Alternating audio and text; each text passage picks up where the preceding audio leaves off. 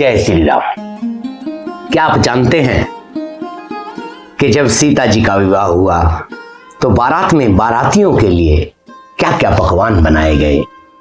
यूं तो राजा जनक ने बहुत से दान दिए, अपने चारों दामाद राम जी, भरत जी, शत्रुघ्न, लक्ष्मण जी चारों को बहुत सा प्रेम न्यौछावर किया, लेकिन 4 लाख गायें किसके लिए मंगाई।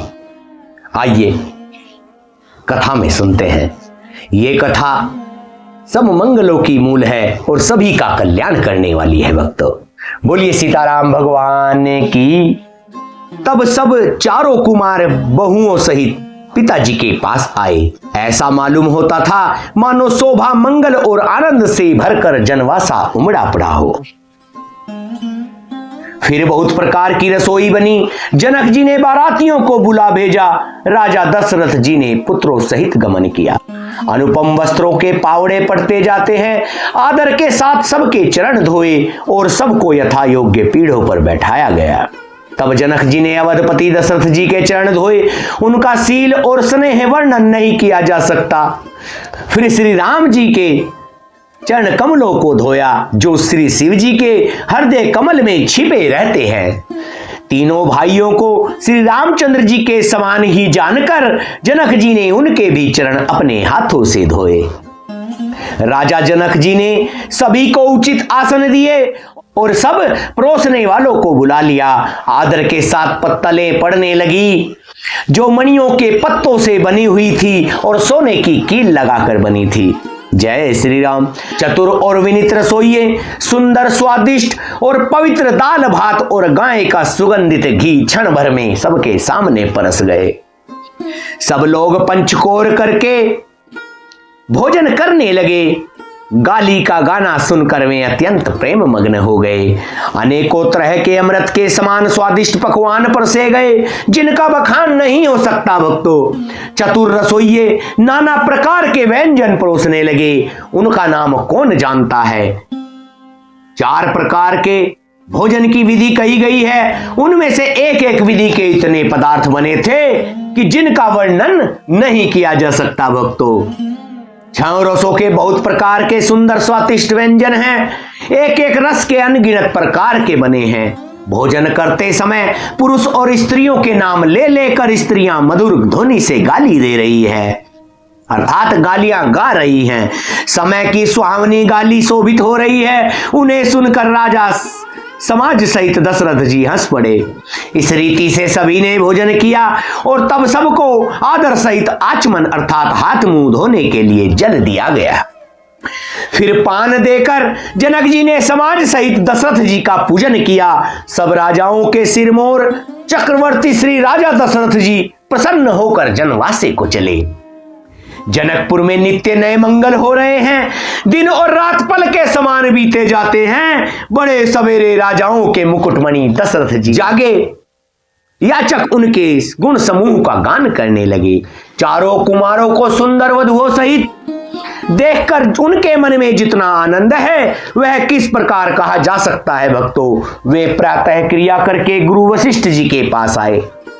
उनके मन में महान आनंद और प्रेम भरा है।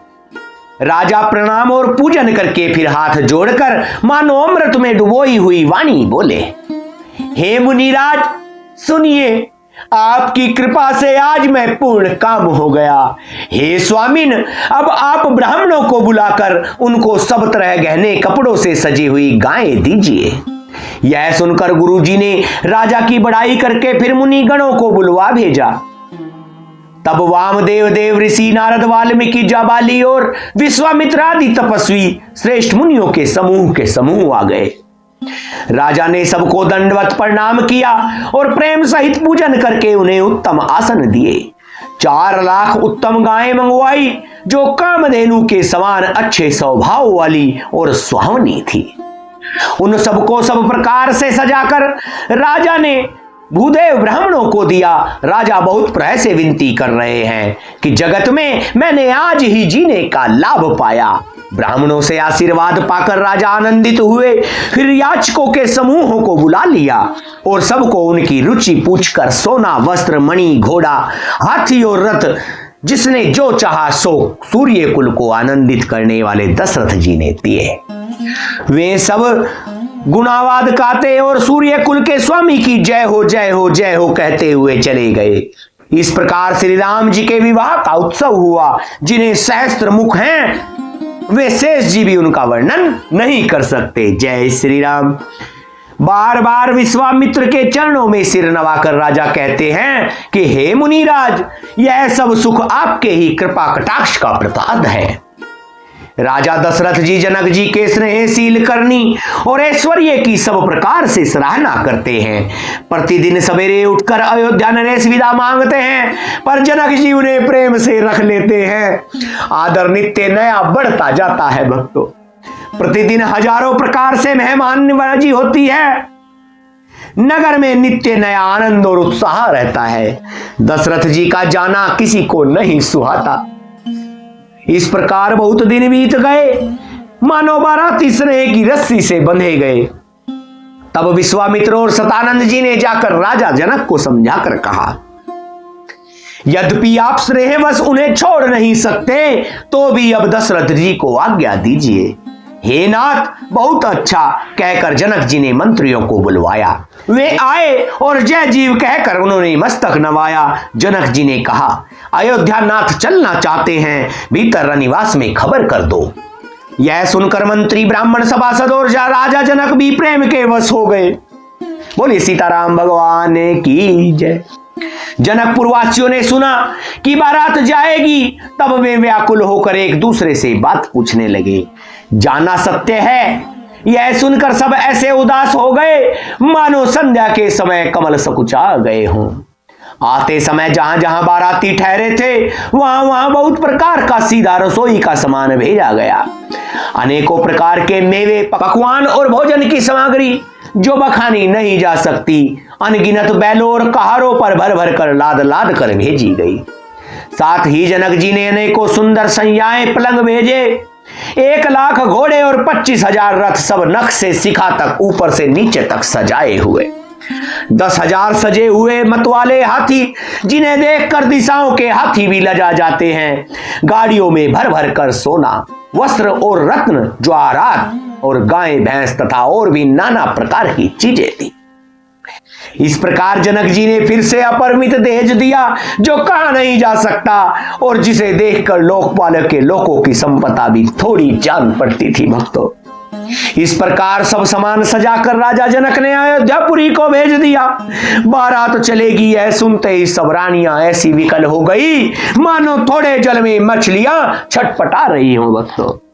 वे बार बार सीता जी को गोद कर लेती हैं और आशीर्वाद देकर सिखावन देती हैं कि तुम सदा अपने पति की प्यारी हो, तुम्हारा सुहाग अचल हो, हमारी यही आशीष है। सास ससुर और गुरु की सेवा करना, पति का रुख देखकर उनकी आज्ञा का पालन करना।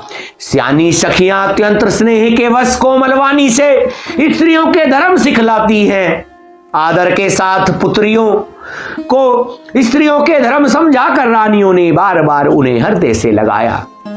माताएं फिर भेंटती और कहती हैं कि ब्रह्मा जी ने स्त्री जाति को क्यों रचा। उसी समय सूर्यवंश के पताका स्वरूप श्री रामचंद्र जी भाइयों सहित प्रसन्न होकर विदा कराने के लिए जनक जी के महल को चले। स्वभाव से ही सुंदर चारों भाइयों को देखने के लिए नगर के सभी स्त्री पुरुष दौड़े और कोई कहता है आज ये जाना चाहते हैं। विदेह ने विदाई का सब सामान तैयार कर लिया है। राजा के चारों पुत्र इन प्यारे मेहमान के मनोहर रूप को नेत्र भर कर देख लो। हे सयानी, कौन जाने किस पुण्य से विधाता ने इन्हें यहां लाकर हमारे नेत्रों का अतिथि किया है।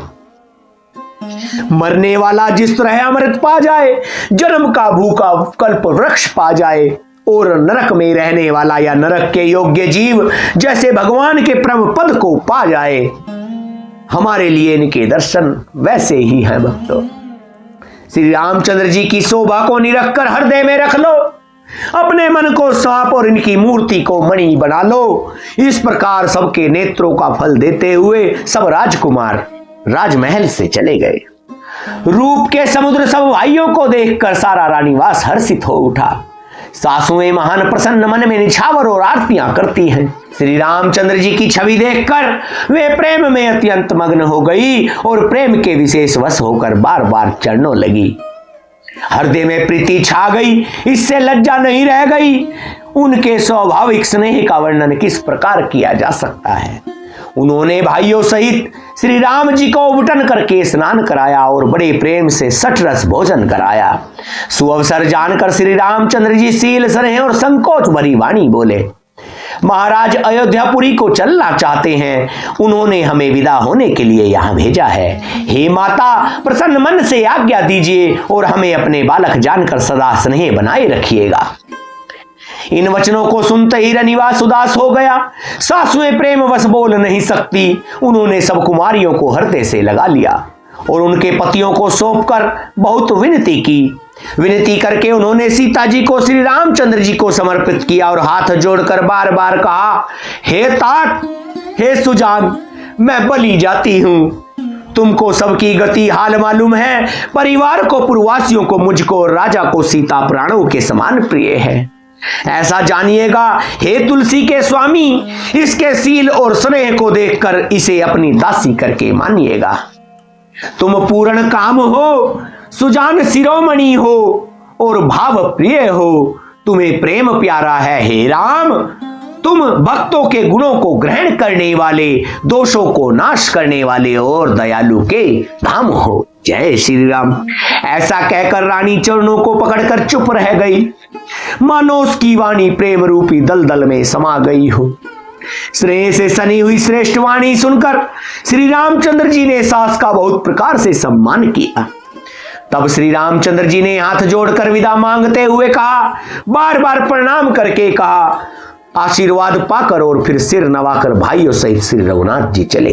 श्री राम जी की सुंदर मधुर मूर्ति को हृदय में लाकर सब रानियां स्नेह से शिथिल हो गई। फिर धीरज धारण करके कुमारियों को बुलाकर माताएं बारंबार उन्हें गले लगाकर भेजने लगी। पुत्रियों को पहुंचाती है, फिर लौट कर मिलती हैं। परस्पर में कुछ थोड़ी प्रीति नहीं बढ़ी, अर्थात बहुत प्रीति बढ़ी। बार बार मिलती हुई माताओं को सखियों ने अलग कर दिया, जैसे हाल की ब्याही हुई गाय को उसके बछड़े बालक को अलग कर देते हैं। सब स्त्री पुरुष और सखियों सहित सारा रनिवास प्रेम के विशेष वश हो रहा है। ऐसा लगता है कि मानो जनकपुर में करुणा और विरह ने डेरा डाल दिया है। जय श्री राम। जनक जी ने जिन तोता मैना को पाल पोस कर बड़ा किया था और सोने के पिंजरों में रखकर पढ़ाया था, वे व्याकुल होकर कह रहे हैं, वैदेही कहां है? उनके ऐसे वचनों को सुनकर धीरज किसको नहीं त्याग देगा। अर्थात सबका धैर्य जाता रहा। जब पक्षी और पशु तक इस तरह व्याकुल हो गए, तब मनुष्य की दशा कैसे कही जा सकती है। भक्तों, प्रेम से उमड़कर उनके नेत्रों में प्रेमांसुओं का जल भर आया। वे परम वैराग्यवान कहलाते थे, परंतु सीता जी को देखकर उनका धीरज भी भाग गया। राजा ने जानकी जी को हृदय से लगा लिया। प्रेम के प्रभाव से ज्ञान की महान मर्यादा मिट गई, ज्ञान का बांध टूट गया। सब बुद्धिमान मंत्री उन्हें समझाते हैं, तब राजा ने विषाद करने का समय न जानकर विचार किया। बारंबार पुत्रियों को हृदय से लगाकर सुंदर सजी हुई पालकियां मंगवाई। सारा परिवार प्रेम के विवश है। राजा ने सुंदर मुहूर्त जानकर सिद्धि सहित गणेश जी का स्मरण करके कन्याओं को पालकियों पर चढ़ाया। राजा ने पुत्रियों को बहुत प्रकार से समझाया और उन्हें स्त्रियों का धर्म और कुल की रीति सिखाई।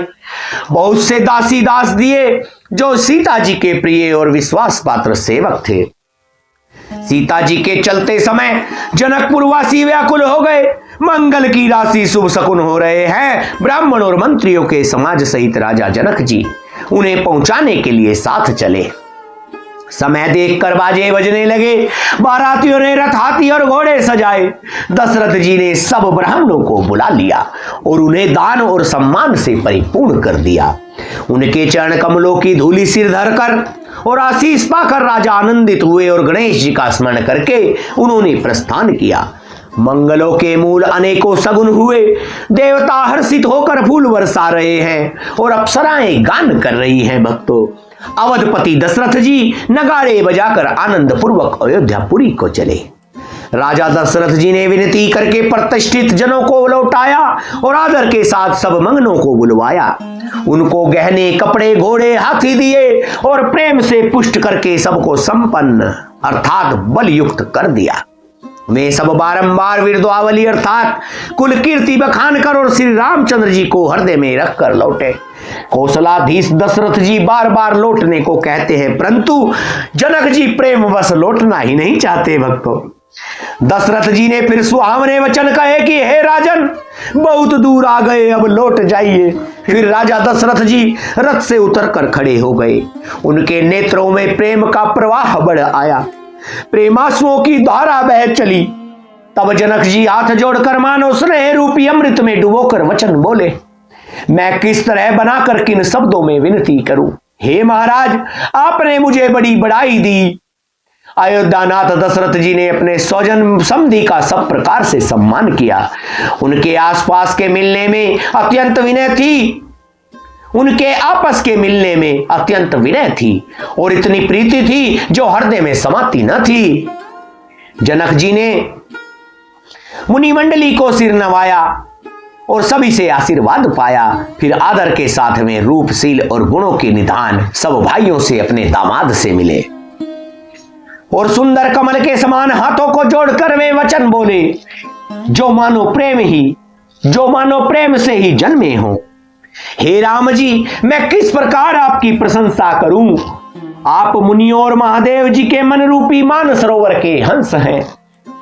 योगी लोग जिनके लिए क्रोध, मोह, ममता और मद को त्याग कर योग साधन करते हैं, वो सर्वव्यापक ब्रह्म, अव्यक्त, अविनाशी, चिदानंद, निर्गुण और गुणों की राशि है। जिनको मन सहित वाणी नहीं जानती और सब जिनका अनुमान ही करते हैं, कोई तर्कना नहीं कर सकते। जिनकी महिमा को वेद नेति कहकर वर्णन करते हैं, जो सच्चिदानंद तीनों कालों में एक रस सर्वदा और सर्वथा निर्विकार रहते हैं, वे ही समस्त सुखों के मूल आप मेरे नेत्रों के विषय हुए। ईश्वर के अनुकूल होने पर जगत में जीव को सब लाभ ही लाभ है। आपने मुझे सभी प्रकार से बढ़ाई दी और अपना जन जानकर अपना लिया। यदि 10,000 सरस्वती और शेष हो और करोड़ों कल्प तक गणना करते रहें तो भी हे रघुनाथ जी सुनिए, मेरे सौभाग्य और आपके गुणों की कथा कहकर समाप्त नहीं की जा सकती। प्रेम से बोलिए सीताराम भगवान की जय। मैं जो कुछ कह रहा हूं वह अपने एक ही बल पर कि आप अत्यंत थोड़े प्रेम से प्रसन्न हो जाते हैं। जय श्री राम। मैं बार बार हाथ जोड़कर यह मांगता हूं कि मेरा मन भूल कर भी आपके चरणों को न छोड़े। जनक जी के श्रेष्ठ वचनों को सुनकर जो मानो प्रेम से पुष्ट किए हुए हैं, पूर्ण काम श्री रामचंद्र जी संतुष्ट हुए।